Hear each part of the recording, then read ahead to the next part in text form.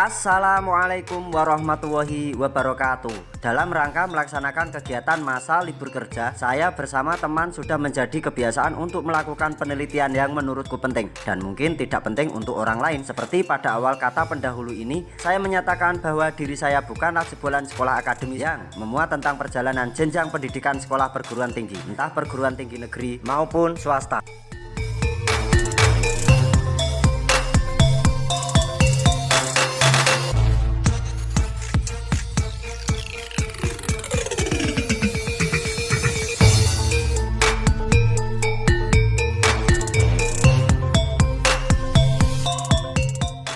Setelah mengadakan kunjungan ke suatu tempat yang diduga makam Syekh Maulana Ibrahim Al-Maghribi, rasa penasaran itu kembali terselubung di dalam pikiran saya.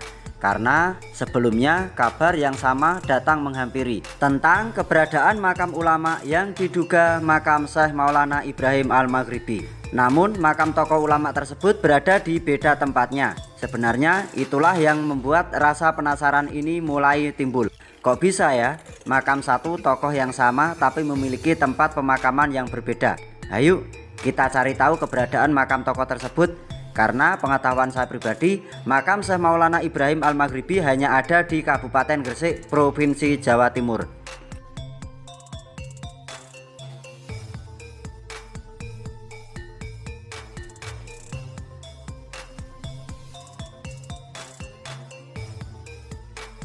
Untuk pembuktian, saya pertama kali mendatangi komplek makam Syekh Maulana Ibrahim Al-Maghribi yang berada di Dukuh Pantaran, Desa Candisari, Kecamatan Ampel, Kabupaten Boyolali. Memang warga atau lapisan masyarakat meyakini bahwa makam tersebut merupakan makam salah satu tokoh ulama besar yang pernah hidup di masa kiprahnya Wali Songo di dalam dunia dakwah Islam pada masa kejayaan Kerajaan Demak dengan Sultan atau Raja yang bernama Raden Fatah kisaran tahun 1478.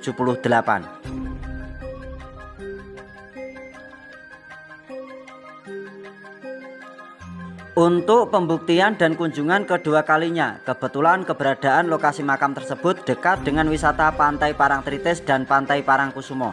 Lebih tepatnya berada di puncak Bukit Sentono, Dusun Mancingan, Desa Parangtritis, Kecamatan Kretek, Kabupaten Bantul, Daerah Istimewa Yogyakarta. Sama halnya warga sekitar juga meyakini bahwa makam tersebut adalah makam ulama besar yang berasal dari Maroko, termasuk dalam anggota Dewan Wali Songo. Dan yang berikutnya, kunjungan saya mengarah ke daerah timur laut, lebih tepatnya di Kabupaten Demak yang terkenal dengan sebutan Kota Wali. Nah, di Kabupaten Demak inilah secara saya mendapatkan kabar dari salah seorang teman yang secara kebetulan berasal dari daerah tersebut. Kabar itu saya terima setelah kunjungan saya ke makam Syekh Maulana Ibrahim Al-Maghribi yang berada di Kabupaten Bantul DIY selang waktu kunjungan kisaran hampir 3 minggu lamanya. Dari salah satu teman mengabarkan bahwa di belakang Masjid Agung Demak juga terdapat salah satu makam dengan sebutan Syekh Maulana Ibrahim Al-Maghribi, satu komplek dengan makam Raja-Raja Demak. Lebih tepatnya berada di sisi sebelah selatan komplek makam Sultan Trenggono. Di bawah rindangnya pohon kemuning dan rimbunan pohon kamboja. Makam tersebut dibangun bersama dengan makam yang berada di belakang masjid tersebut. Akhirnya tanggal 2 bulan September tahun 2023 kemarin, saya memutuskan untuk mengadakan kunjungan untuk berziarah ke makam ulama tersebut. Kejadian yang tak terduga pun sempat terjadi. Saya sempat kesasar 2 kali karena mengikuti Google Map. Kesasar dari perjalanan yang pertama. Dalam tampilan Google Map tersebut juga terdapat makam Syekh Maulana Ibrahim Al-Maghribi di Dusun Kerajaan, Desa Poncoharjo, Kecamatan Bonang, Kabupaten Demak. Kisaran 4 km jaraknya dari Masjid Agung Demak. Memang benar keberadaan makam tersebut. Cuma ada beberapa hal yang disayangkan, yaitu konstruksi bangunan makam yang lama diganti dengan konstruksi bangunan makam yang baru dengan material pasir atau di beton. Pada perjalanan keduanya terjadi hal yang sama. Posisi sudah di lingkungan Masjid Agung Demak, cuma kita memang diarahkan untuk mengunjungi makam salah satu tokoh penting di komplek makam tersebut. Keberadaan makam yang dituju berada di luar komplek bangunan masjid, komplek makam Astana Sentanan lebih tepatnya. terdapat makam-makam sepuh dengan langgam Demak Adipati Unus periode 1830-an dengan material bangunan makam dari koral atau dari batu karang. Sebenarnya bukan kesasar, tapi memang sengaja diarahkan ke komplek makam-makam tersebut karena beliau-beliau juga butuh untuk didoakan. Akhirnya kita melanjutkan perjalanan menuju komplek makam yang berada di komplek bangunan Masjid Agung Demak. Kita tidak melewati gapura masuk yang dari arah depan, melainkan kita melewati gapura masuk yang dari belakang masjid. Pada saat akan memasuki gapura, sempat menanyakan tentang keberadaan makam yang saya maksud. Pertanyaan itu saya lontarkan kepada beliau, salah satu pedagang aksesoris religi yang membuka lapaknya di belakang Masjid Demak, dan alhamdulillah mendapat arahan dari beliau yang menyatakan bahwa tentang keberadaan makam tersebut.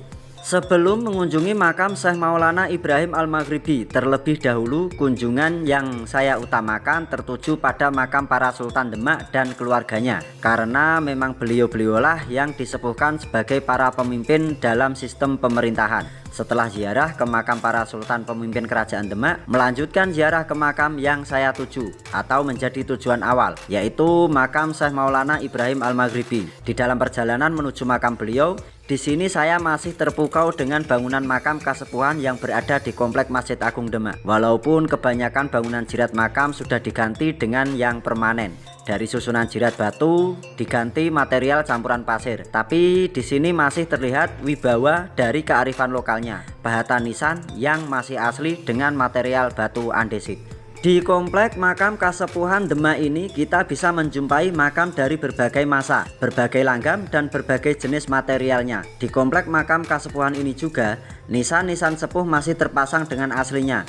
Walaupun nisan paling sepuh atau paling tua masih banyak kita jumpai pada masa pemerintahan Raden Fatah dengan langgam Demaknya yang menjadikan ciri khas nisan atau identitas daerahnya. Bukan langgam Demak saja, melainkan makam-makam sepuh berbagai langgam juga bisa kita lihat di komplek makam ini.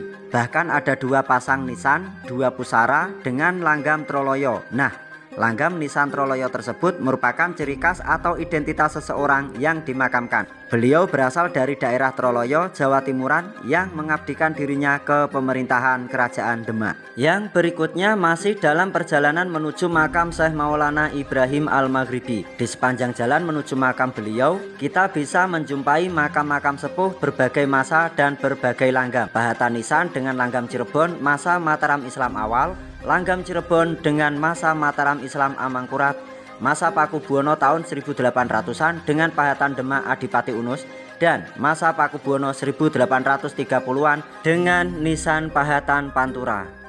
Sesampainya di depan komplek makam Syekh Maulana Ibrahim Al-Maghribi, ada yang lebih menarik lagi dari struktur bangunan ambang pintu makam. Bangunan miniatur masa transisi Hindu masih diterapkan dalam bangunan gapura makam beliau.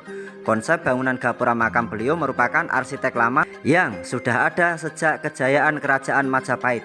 Kalau saya menyebutnya gapura bentar, yang mengadopsi bangunan gapura Ringin Lawang yang berada di Mojokerto, Jawa Timur. Cuma bedanya kalau gapura Ringin Lawang menggunakan bahan material banon atau batu bata merah kuno, sedangkan gapura masuk ke komplek makam Syekh Maulana Ibrahim Al-Maghribi menggunakan material cor dan dicat warna hitam. Bangunan tersebut dipadukan dengan miniatur tajuk Masjid Agung Demak yang memiliki hiasan mustaka di bagian puncaknya. Perpaduan tersebut menggambarkan bahwa keyakinan Islam masih memegang teguh budaya tinggalan dari leluhurnya yang menganut Hindu. Di luar bangunan komplek makam, kita masih bisa menjumpai dengan pahatan dan tipe nisan yang sama. Karena menurut saya pribadi, nisan dengan tipe yang sama, dengan langgam yang masih sama, masih ada kaitan erat dengan beliau, Syekh Maulana Ibrahim Al-Maghribi. Entah itu dari masa, entah itu memiliki kaitan erat antar ulama. Yang jelas, nisan tersebut memberikan keterangan bahwa makam yang di luar komplek dengan makam Syekh Maulana Ibrahim Al-Maghribi pada masanya beliau pernah bertemu dan saling tegur sapa. Setelah kita masuk ke komplek makam tersebut, sebelumnya kita tetap meminta izin kepada seseorang yang memiliki tugas mulia yang merawat masjid dan makam para ulama dan syuhada. Alhamdulillah ternyata beliau-beliau memberikan izin dengan keramahannya. Kita pun dipersilahkan masuk dan kita dipersilahkan untuk mengabadikan momen yang istimewa ini. Akhirnya mulailah acara ziarah ini dan terlaksana dengan lancar pada akhirnya. Jika kita melihat kondisi bangunan makam Syekh Maulana Ibrahim Al-Maghribi, bangunan pagar yang mengelilingi makam beliau dalam kondisi baik. Lantai makam beralaskan keramik, bersih dan sangat terawat. Dari nisan masih terlihat dengan keasliannya, cuma bangunan jirat makam tersebut sudah diganti dengan keramik. Bangunan makam atau komplek makam beliau dirimbuni pohon yang lumayan cukup besar dan rindang. Pohon kemuning namanya, dan beberapa pohon kamboja yang menunjukkan ciri khas tumbuhan di pemakaman. Di dalam komplek makam beliau terdapat dua makam yang memiliki langgam yang sama, pahatan yang sama, tinggi, tebal, dan lebar yang sama. Bahan materialnya pun juga sama. Yang satu makam Syekh Maulana Ibrahim Al-Maghribi, dan yang satunya lagi adalah makam seorang tokoh abdi kerajaan Demak bernama Engking Kusumo. Hanya yang membedakan kedua nisan tokoh tersebut adalah pada pahatan purnama sidinya yang terpahat pada bagian penampang luar nisan Syekh Maulana Ibrahim Al-Maghribi. Pahatan purnama sidi tersebut bertuliskan dua kalimat syahadat, menunjukkan bahwa beliau merupakan tokoh yang berpengaruh di masanya. Apakah beliau seorang ulama? Jawabannya adalah iya, beliau merupakan seorang tokoh ulama besar. Apakah beliau termasuk abdi kerajaan yang memiliki peran serta dalam sistem pemerintahan?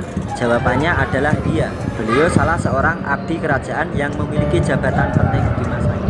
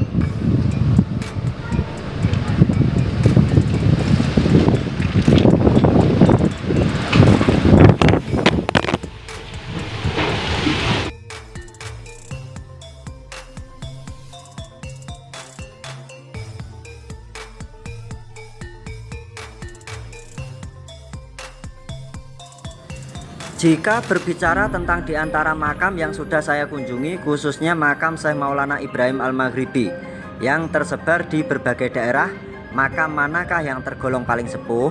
Menurut saya pribadi adalah semua tergolong sepuh, dan beliau-beliau memiliki tingkatan dan ilmu tasawuf yang sama. Beliau-beliau semua adalah tokoh alim ulama yang sama-sama memiliki pengaruh di sistem pemerintahannya, sama-sama pendakwah, walaupun mungkin cara-caranya yang berbeda dengan tujuan yang sama. Cuma di sini perbedaannya terletak pada masa kehidupan beliau. Coba kita urutkan dari Demak. Makam Syekh Maulana Ibrahim Al-Maghribi yang berada di belakang Masjid Agung Demak. Beliau pernah memiliki sepak terjang pada masa pemerintahan kejayaan Kerajaan Demak kisaran abad ke-14 Masehi. Makam Syekh Maulana Ibrahim Al-Maghribi yang berada di Dusun Pantaran, Desa Candisari, Kecamatan Ampel, Kabupaten Boyolali, memiliki seni pahat ukir langgam Mataram Islam Hanyokro Kusuman Ageng kisaran tahun 1600-an. Sedangkan makam Syekh Maulana Ibrahim Al-Maghribi yang berada di Dusun Pancingan, Desa Parangtritis, Kecamatan Kretek, Kabupaten Bantul, DIY belum bisa memastikan karena sama sekali belum pernah melihat bangunan jirat makam atau melihat langsung pahatan nisannya.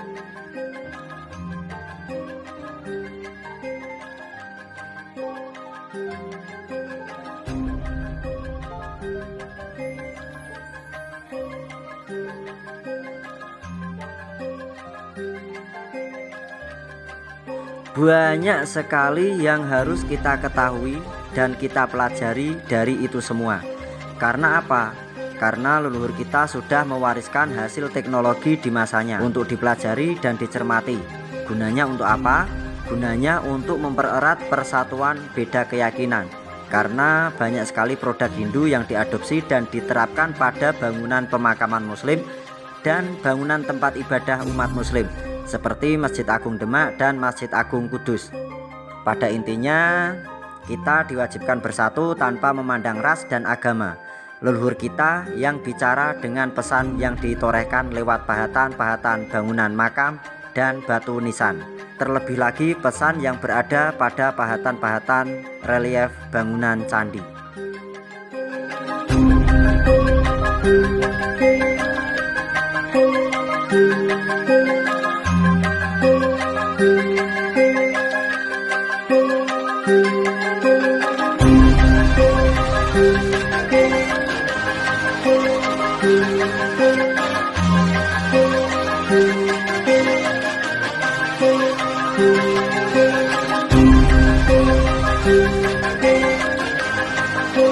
Thank you.